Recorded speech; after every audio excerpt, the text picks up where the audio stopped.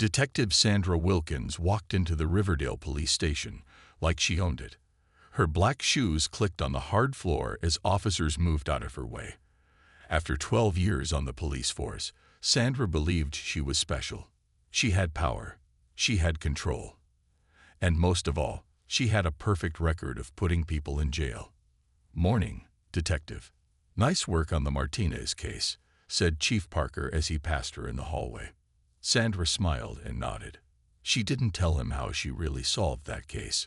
She didn't mention the evidence she planted or the witness she scared into saying what she wanted. Why would she? Nobody ever questioned her methods. They only cared about results. Sandra reached her desk and checked her computer. A new case had just come in. A home robbery in the rich part of town. Someone had broken into the Thompson house last night and stolen money, jewelry, and a watch. The only description of the suspect was tall black man, maybe in his 30s, driving a dark car. Sandra smiled. This would be easy. She had solved dozens of cases like this before. She knew exactly which neighborhood to visit, which people to pressure, and how to make sure someone paid for the crime. Whether they did it or not didn't really matter to her. "Hey Collins, want to take a ride?" She called to a young officer. "I'm going to check out some leads on this Thompson robbery." Officer Collins was new, only 6 months on the job. He still believed in doing police work the right way. Sandra liked taking new officers with her. It was important they learned how things really worked in Riverdale. They drove to the east side of town, where most of the black residents lived. Sandra pulled up next to a group of young men standing outside a corner store. "Watch and learn," she told Collins. Then she got out of the car. The young men tensed as she approached. They knew Detective Wilkins. Everyone in this neighborhood did. "I'm looking for information on a robbery last night," Sandra announced. "The Thompson house. Anyone want to tell me something before I start making trouble?" No one spoke. Sandra hadn't expected them to. This was just the first step in her process. "Fine. ID checks for everyone. Line up against the wall." "We're just standing here," one man said. "We haven't done anything." Sandra put her hand on her gun. "Are you refusing to cooperate with a police officer?" The men lined up. None of them matched the description from the robbery. But Sandra wasn't really looking for the robber yet. She was establishing control, making people fear her. That's how she always started. After finding a small amount of marijuana on one of the men, Sandra arrested him, even though possessing that amount wasn't actually a crime in their state anymore. It didn't matter. The arrest would give her leverage. At the station, she put the young man in an interview room and let him sit there for 3 hours. "You know how this works," she finally told him when she entered the room. "Give me a name for the Thompson robbery, and you can go home. Don't give me a name, and I'll make sure you stay in jail for a long time." "I don't know anything about any robbery," he insisted. Sandra laughed. "Then I guess you'd better start making things up, because you're not leaving until I get what I want." 2 hours later, she had a name. Marcus Johnson. The young man claimed Marcus lived in the apartment building on Cedar Street and drove a dark blue car. Sandra didn't know if this information was true or made up. She didn't care. She had a name, and that was enough to start building her case. What Sandra didn't know was that Marcus Johnson wasn't like her other targets. He wasn't someone who would be scared into confessing to something he didn't do.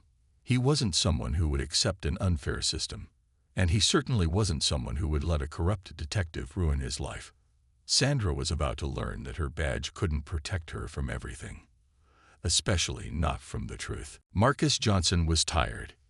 He had worked a 12-hour shift at Riverdale General Hospital, where he helped sick patients breathe better.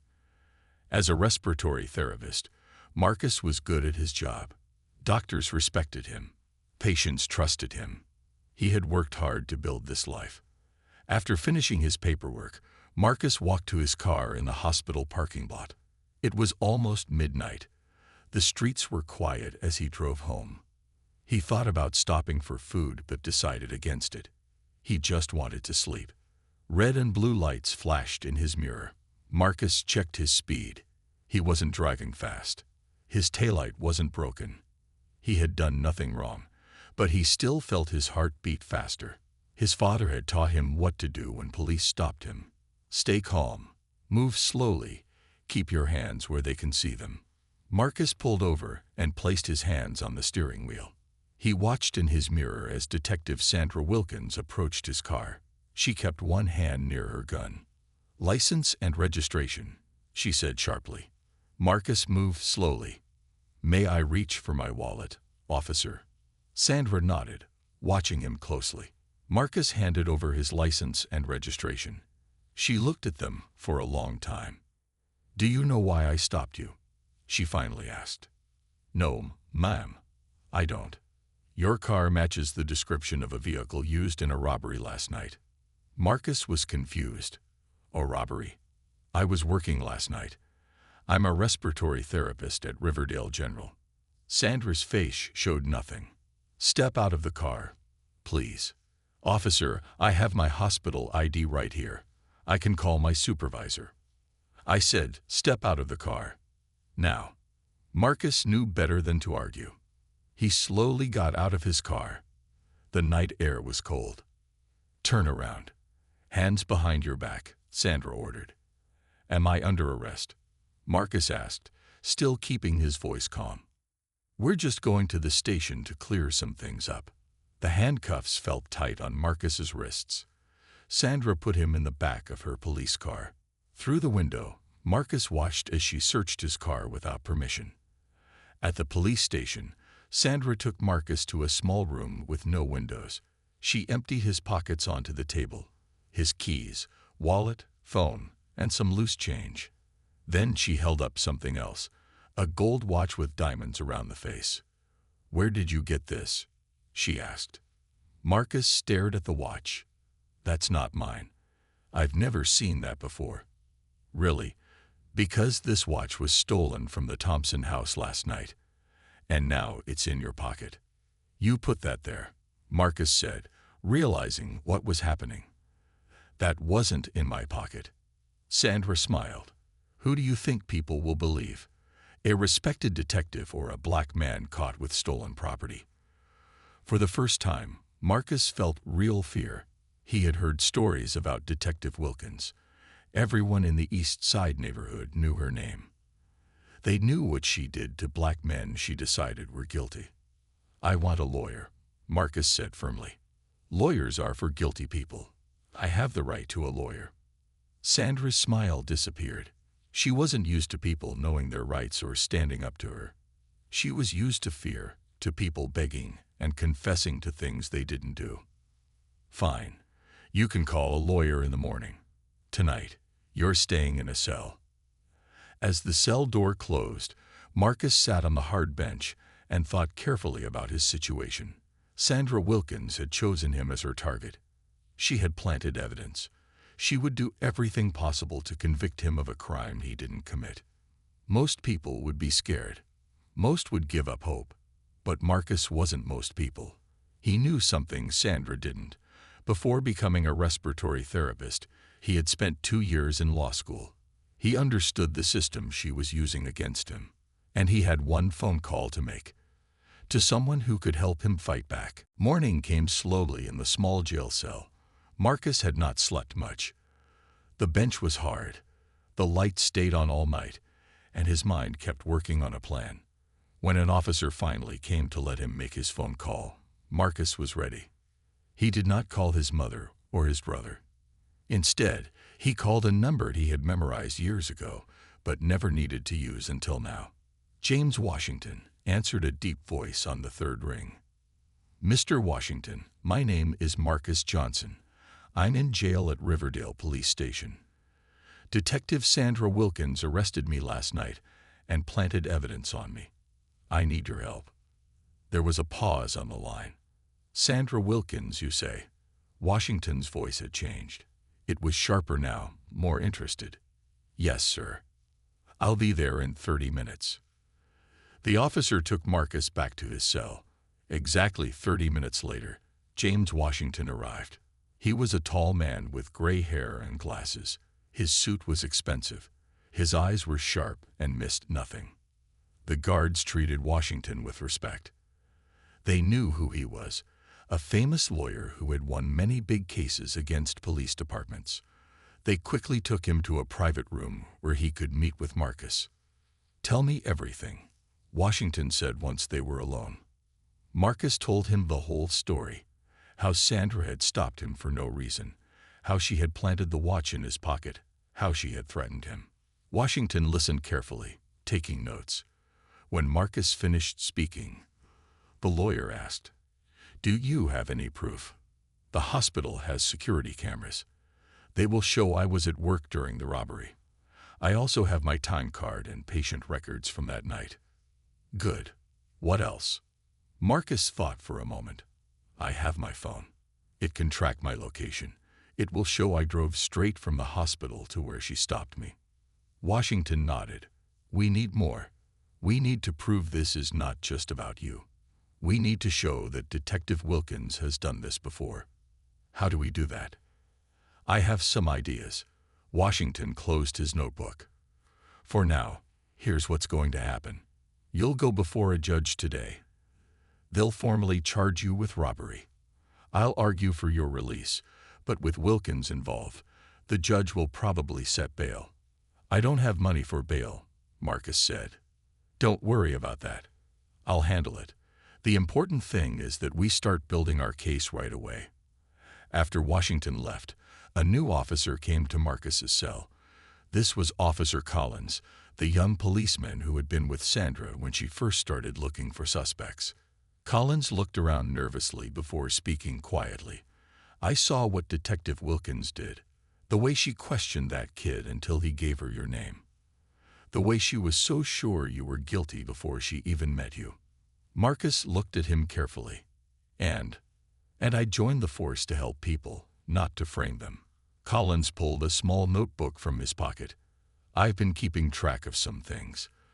Cases where evidence seemed to appear out of nowhere. Times when Detective Wilkins knew details she shouldn't have known." He handed the notebook to Marcus. "I don't know if this helps, but I can't be part of this anymore." Marcus took the notebook and quickly hid it under his mattress. "Thank you." Later that day, Marcus appeared before Judge Harris. As Washington had predicted, he was charged with robbery. The judge set bail at $50,000. Sandra Wilkins sat in the courtroom, looking confident. She had built a solid case. The stolen watch had been found in Marcus's pocket. A witness had picked him from a lineup. His car matched the description from the crime scene. It was all perfectly arranged. As Marcus was led away, Sandra caught his eye and smiled. She had won again, or so she thought. But Marcus smiled back, which confused her. She didn't understand why a man headed to jail would smile. She didn't know about Officer Collins's notebook. She didn't know about Washington's plan. And she certainly didn't know that this case would be different from all the others. The frame was in place, but the picture was about to change. James Washington did not waste time. Right after the hearing, he paid Marcus's bail with his own money. By evening, Marcus was free to go home, but his fight was just beginning. "We need to work fast," Washington told Marcus as they sat in the lawyer's office. "Sandra Wilkins is building her case against you. We need to build our case against her." Washington's office was small but neat. The walls were covered with framed newspaper articles about cases he had won. Many showed him standing next to black men who had been wrongly accused. "First, we need to get the hospital security footage," Washington said. "That will prove you were at work when the robbery happened." "My supervisor can help with that," Marcus replied. "Good. Next, we need to find others who Sandra Wilkins has done this to." Marcus pulled out Officer Collins's notebook. This might help. Washington read through the notebook carefully. His eyes grew wider with each page. "This is gold," he said finally.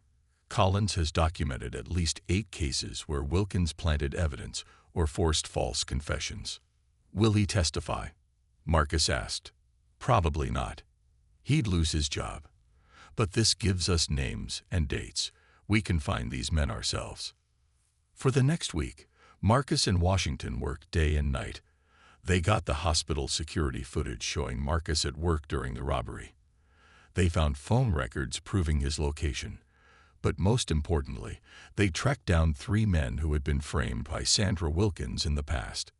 Terrence Wilson had spent 2 years in prison for a drug crime before being released when new evidence showed he was innocent. Michael Carter had taken a plea deal for a theft he didn't commit because Wilkins threatened to charge him with a more serious crime. David Reynolds was still in prison for assault, even though witnesses said he wasn't at the scene. All 3 men had the same story. Sandra Wilkins had decided they were guilty before investigating. She had planted evidence. She had threatened them. She had lied in court. "This is bigger than just your case," Washington told Marcus. "This is about stopping Wilkins before she hurts more people." Meanwhile, Sandra was confident as she prepared for Marcus's trial. She had done this many times before. The district attorney trusted her. Judges believed her. Juries were scared of the criminals she described in her testimony. "This Johnson case is almost too easy," she told her partner as they drove to interview the robbery victim again. "Washington thinks he's going to turn this around on me, but he has nothing." Her partner looked uncomfortable. "I heard he's been talking to some of your old cases. Wilson, Carter, that crowd." Sandra laughed. "So what? Wilson is a known drug dealer. Carter has 3 priors. No one will believe them over me. And the hospital alibi, the security footage, could be doctored. Besides, the robbery happened at 9:30. His shift technically ended at 9 o'clock. He had time." Her partner didn't look convinced, but he stayed quiet. Sandra didn't notice his doubt. She was too busy planning her testimony, too confident in her power. At home that night, Marcus couldn't sleep. The trial was only 2 weeks away. Even with Washington's help, he was scared. His whole life could be destroyed by Sandra's lies. He picked up his phone and called his mother. "Baby, how are you holding up?" she asked. "I'm scared, Mom," Marcus admitted. "What if we can't prove I'm innocent? What if they believe her? Remember what your father always said. The truth doesn't stay buried forever. Sandra Wilkins has been planting lies for years. Now it's time for the truth to grow." As Marcus hung up the phone, he didn't know that across town, another truth was about to surface, one that would change everything about his case. The morning before the trial, Sandra Wilkins sat at her desk reviewing her notes. She had built what seemed like a perfect case against Marcus Johnson. The stolen watch had been found in his pocket.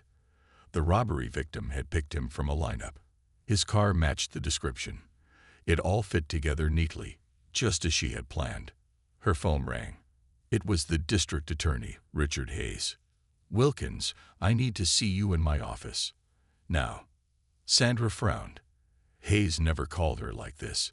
His voice sounded tense. Still, she wasn't worried. Hayes had always supported her work. He liked her high conviction rate. It made him look good to voters. When she walked into Hayes's office, she was surprised to see Chief Parker there too. Both men looked serious. "Sit down, Detective," Hayes said, pointing to a chair. Sandra sat, still not concerned. "What's this about?" Hayes placed a DVD on his desk. "This came to my office this morning. It's security camera footage from the parking lot of the East Side convenience store. The night you questioned those young men about the Thompson robbery." Sandra's mouth felt dry suddenly. So, Chief Parker said, "it shows you putting something in your pocket before you arrested Marcus Johnson, something that looks very much like a gold watch." Sandra's heart beat faster, but she kept her face calm. "That could be anything. You can't see clearly in those videos." "We enhanced it," Hayes said. "It's quite clear." "Who sent you this?" Sandra demanded. "It came with a note," Hayes said, "from Officer Collins." Sandra's face turned red with anger. "Collins? That rookie? He's lying. He's trying to make me look bad because I'm tough on crime, and he's soft."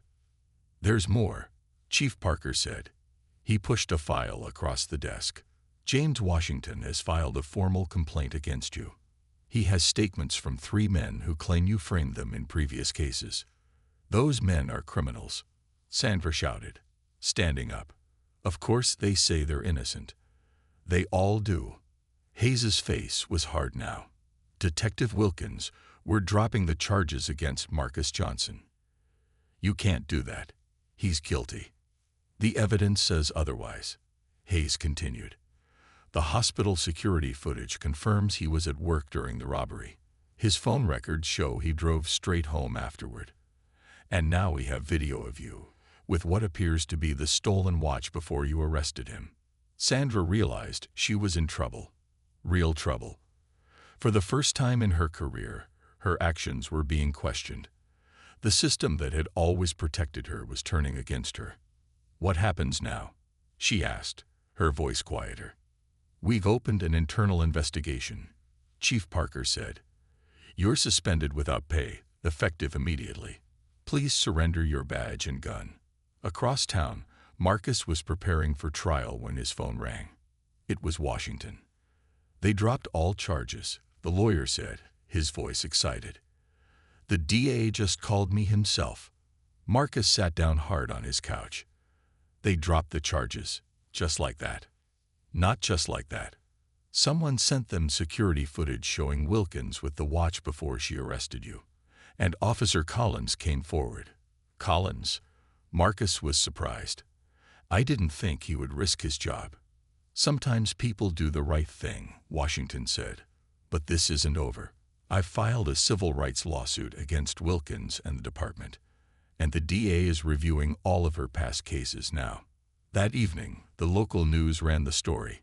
Detectives suspended amid evidence tampering allegations. They showed Sandra's picture next to Marcus. They interviewed Washington, who spoke about police accountability.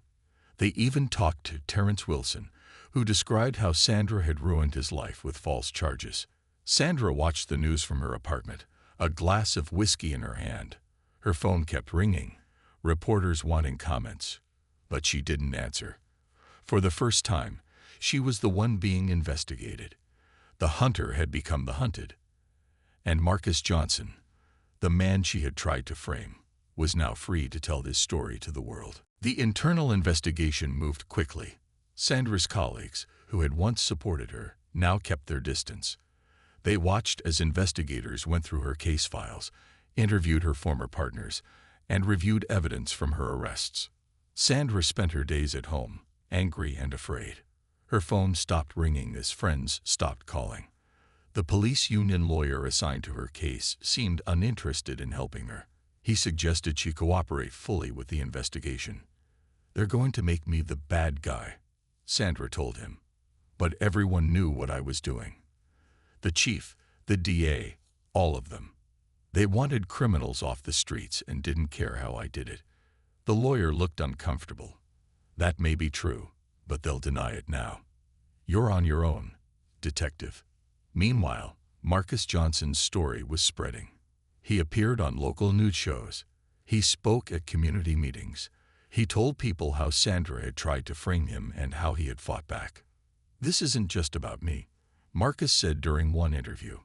"It's about all the people who couldn't fight back, the ones who are still in prison because of her lies." Washington's civil rights lawsuit forced the police department to release information about Sandra's past cases. The numbers were shocking. In 12 years, she had arrested over 200 people. Most were black men from poor neighborhoods. Many had taken plea deals after she threatened them with longer sentences. Those who went to trial faced her confident testimony and planted evidence. 3 weeks after Sandra's suspension, the district attorney called a press conference. "After reviewing Detective Wilkins's cases, we have found evidence of serious misconduct," Hayes announced. "We are reopening 27 cases where convictions appear to be based on tainted evidence or testimony. 5 men will be released from prison immediately pending further review." One of those men was David Reynolds, who had spent 3 years in prison for an assault he didn't commit. Sandra had claimed to find his fingerprints at the scene, but new tests showed those fingerprints didn't exist. The next day, Sandra received a letter from the district attorney's office. It wasn't just an internal investigation anymore. She was being charged with evidence tampering, perjury, and civil rights violations, criminal charges that could send her to prison. When the police came to arrest her, Sandra didn't resist. She walked out of her apartment building in handcuffs, past news cameras and reporters shouting questions. She kept her head down, avoiding the flashing lights. Now she knew how it felt to be on the other side. At the police station, they took her fingerprints and mugshot. They put her in a cell, the same one where she had held so many others while building cases against them. The irony wasn't lost on her. Her bail hearing was set for the next morning. Sandra expected the judge to release her. She had been a police officer for 12 years. She wasn't a flight risk. But when she entered the courtroom, she saw Judge Harris, the same judge who had set Marcus Johnson's bail at $50,000. Given the serious nature of these charges and the defendant's knowledge of police procedures, I'm setting bail at $100,000, Judge Harris announced. Sandra couldn't believe it. She didn't have that kind of money. Her lawyer looked at her and shrugged. "Welcome to the system," he whispered. As guards led her back to her cell, Sandra passed Marcus and Washington in the hallway. They were there for a hearing about their civil lawsuit against the department. When Marcus saw Sandra in handcuffs, he didn't smile or look happy. He just watched her pass with a serious face. That night, alone in her cell, Sandra finally understood what she had done to so many others. The fear, the helplessness, the anger at a system that didn't listen. For the first time, she wondered how many innocent people were sitting in cells because of her actions. But it was too late for regrets. The case against her was just beginning. 6 months passed. Sandra's trial was set to begin in 2 weeks. She had finally managed to post bail with help from her parents, who had mortgaged their house. Now she sat in her small apartment, going through papers with her new lawyer. Her police union attorney had quit, saying her case was too difficult. "They're offering a deal," her new lawyer, Mr. Peterson, said. 5 years in prison if you plead guilty to evidence tampering in 10 cases. 5 years? Sandra shook her head. That's too much. If you go to trial and lose, you could get 20 years or more. They have strong evidence against you. Sandra looked out the window. Outside, life went on as normal. People walked their dogs. Children rode bikes. But her life had stopped. No one would hire an ex-cop accused of corruption. Her savings were almost gone. Former friends crossed the street to avoid talking to her. "What about all the other officers?" she asked. "The ones who knew what I was doing. The ones who helped me." Peterson sighed. "They're claiming they didn't know. Some are even going to testify against you." The system that Sandra had once been part of was now working against her. The same prosecutors who had praised her high conviction rate now called her a disgrace. The same judges who had believed her testimony now doubted every word. She was alone. Across town, Marcus Johnson's life had changed completely. His case against the police department had been settled for $1.5 million. He had used the money to finish his law degree and open a small office focused on helping wrongfully convicted people. Today, he was meeting with the family of David Reynolds, one of the men released from prison after Sandra's misconduct was discovered. "My son lost 3 years of his life," Mrs. Reynolds said, tears in her eyes. "His children grew up without him. He lost his job, his home, everything." Marcus nodded. "We're going to fight for fair compensation for him. But more importantly, we're going to help him rebuild his life." The door opened and James Washington walked in, carrying a stack of files. "You won't believe what I found," Washington said, excitement in his voice. Internal memos showing that the police department knew about Wilkins's misconduct years ago. They had complaints from at least 7 people, but they buried the reports. "This changes everything," Marcus said. "It's not just Wilkins. The whole department was involved in the cover-up." Washington smiled. "Our civil rights case just got a lot stronger. And the FBI wants this information for their investigation." Over the past months, what had started as a case against one detective had grown into something much bigger. The FBI had opened a pattern and practice investigation into the entire Riverdale Police Department. They were looking at how officers were trained, how evidence was handled, and how complaints were processed. The investigation had uncovered problems beyond Sandra Wilkins. Other officers had similar patterns of misconduct. Complaints from black residents were routinely ignored. Evidence often went missing when it helped defendants. That evening, the local news reported new developments. FBI expands police corruption investigation. 5 more officers suspended. Sandra watched the news alone in her apartment. She felt angry seeing her former colleagues now facing the same fate as her. They had done the same things she had done, but they were turning on her to save themselves. Her phone rang. It was Peterson. "The prosecutors called," he said. "They want you to testify against Chief Parker and others in exchange for a reduced sentence. They want me to turn on my boss." Sandra asked, surprised. "Yes, they believe the corruption went all the way to the top. They need your testimony to prove it." Sandra thought about her options. She could fight alone and likely spend decades in prison. Or she could tell the truth about who had encouraged her actions, who had looked the other way, who had praised her methods as long as they got results. "Set up a meeting," she finally said. "I'll tell them everything I know." The courtroom was packed on the day Sandra Wilkins testified against her former bosses. Reporters filled the back rows. Citizens who had been wrongfully arrested sat together on one side. Police officers sat on the other, their faces hard with anger at what they saw as betrayal. Sandra wore a simple gray dress instead of her usual confident suits. She looked smaller somehow, less powerful without her badge and gun. She raised her right hand and swore to tell the truth. "Detective Wilkins," the prosecutor began, "did Chief Parker know about your methods of obtaining evidence?" Sandra took a deep breath. "Yes. He not only knew, he encouraged it." A murmur ran through the courtroom. Chief Parker, sitting at the defense table, shook his head in denial. "Please explain how he encouraged it," the prosecutor continued. "He told us that convictions were what mattered, not how we got them. He said certain neighborhoods were full of criminals anyway, so if someone wasn't guilty of one crime, they were probably guilty of another." For the next 2 hours, Sandra detailed how the corruption worked. She described meetings where officers were praised for high arrest numbers, no questions asked about their methods. She named judges who would sign warrants without proper evidence.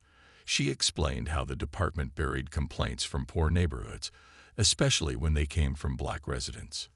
"It wasn't just me," Sandra said, her voice growing stronger. "It was the whole system. I did wrong things, yes, but I was taught to do them. I was rewarded for doing them." Chief Parker's lawyer stood up for cross-examination. "Ms. Wilkins, aren't you just trying to save yourself by blaming others?" he asked sharply. "I've already pleaded guilty to my crimes," Sandra replied. "I'm going to prison no matter what. I'm telling the truth now because it's time someone did." From his seat in the audience, Marcus Johnson watched Sandra carefully. He felt strange seeing her like this, not as the powerful detective who had tried to ruin his life, but as a small part of a bigger problem. He wasn't sure if he could ever forgive her, but he understood better now how systems could corrupt people. After the testimony, Marcus met with Washington outside the courthouse. "What do you think?" Washington asked. "Was she telling the truth?" "About the department?" "Yes," Marcus said. "But she still made her own choices. She didn't have to frame innocent people." Washington nodded. "True. But her testimony will help change things. The Justice Department is ready to force a complete overhaul of the department. New training, new oversight, new leadership." The next week, the Riverdale City Council held an emergency meeting. They voted to accept a consent decree with the Justice Department. The police department would be restructured. Officers would wear body cameras. An independent review board would handle complaints. Every case Sandra Wilkins had worked on would be re-examined. At her sentencing hearing a month later, Sandra faced the judge.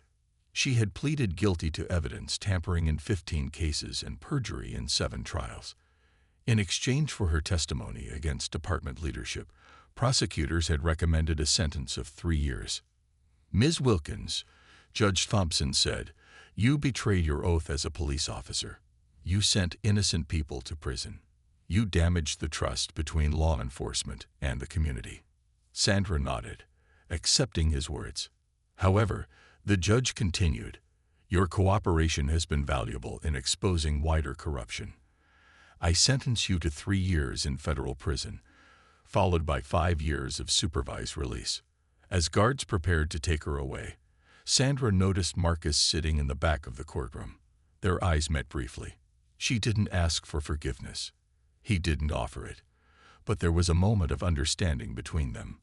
About justice, about systems, about the long path to making things right.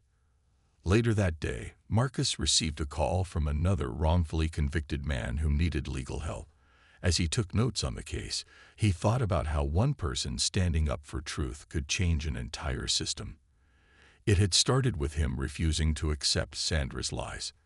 Now, it was spreading into something much bigger than either of them. 3 years passed. The leaves were turning orange and red as Marcus Johnson walked up the steps of the new Riverdale Justice Center. The building had replaced the old courthouse as part of the city's reforms. Inside, the walls displayed photographs of community meetings and police training sessions, symbols of a changing system. Marcus now ran a successful law practice, focused on helping people who had been wrongly accused. He had helped free 17 people from prison, many of them victims of Sandra Wilkins and other corrupt officers. His office employed 2 other lawyers and 4 staff members, including David Reynolds, who had rebuilt his life after being released from prison. Today, Marcus was attending the final hearing in the city's reform process. A federal judge would decide if Riverdale had made enough changes to end the Justice Department's oversight of the police department. As he entered the main courtroom, Marcus saw many familiar faces. James Washington, now semi-retired but still advising on important cases. Officer Collins, who had been promoted to sergeant after the department reorganization. The new police chief, a woman committed to community policing. Judge Maria Rodriguez called the hearing to order. Representatives from the Justice Department presented their final report. Body cameras for all officers, new training programs, community oversight boards, and stricter evidence handling procedures. Complaints against officers had decreased by 60%. Trust between police and communities was slowly improving. Based on these findings, Judge Rodriguez said, "I am satisfied that the Riverdale Police Department has met the requirements of the consent decree. Federal oversight will end, but the reforms must continue." After the hearing, Marcus spoke with reporters outside.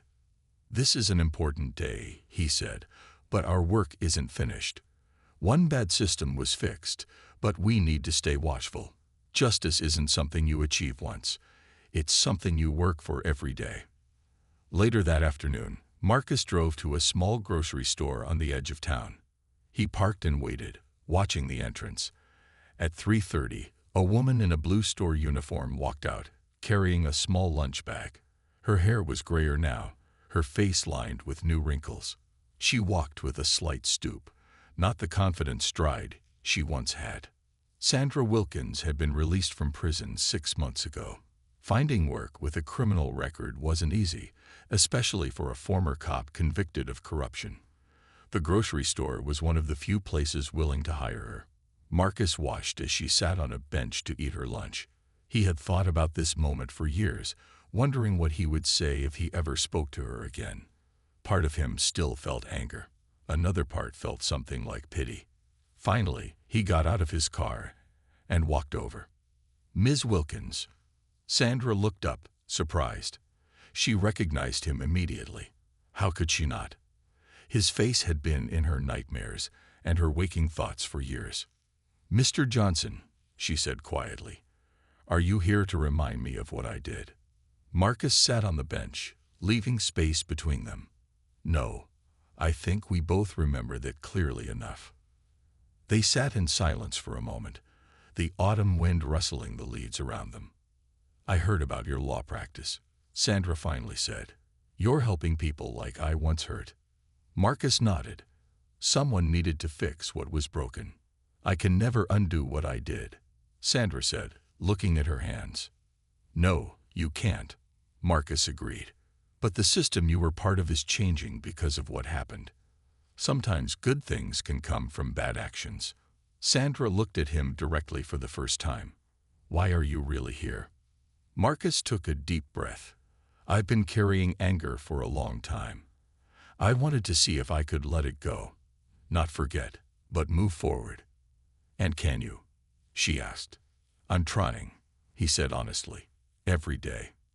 As Marcus stood to leave, Sandra called after him. The man who owns this store, his son was wrongfully convicted years ago. He hired me knowing who I was, what I'd done. When I asked him why, he said everyone deserves a second chance to do better. Marcus nodded. He's right. The question is, what will you do with yours?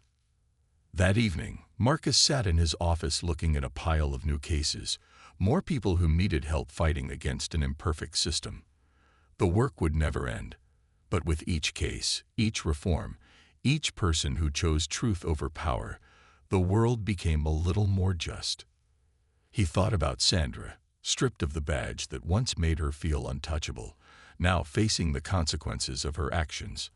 And he thought about himself, once nearly destroyed by her lies, now working to rebuild what she and others had broken.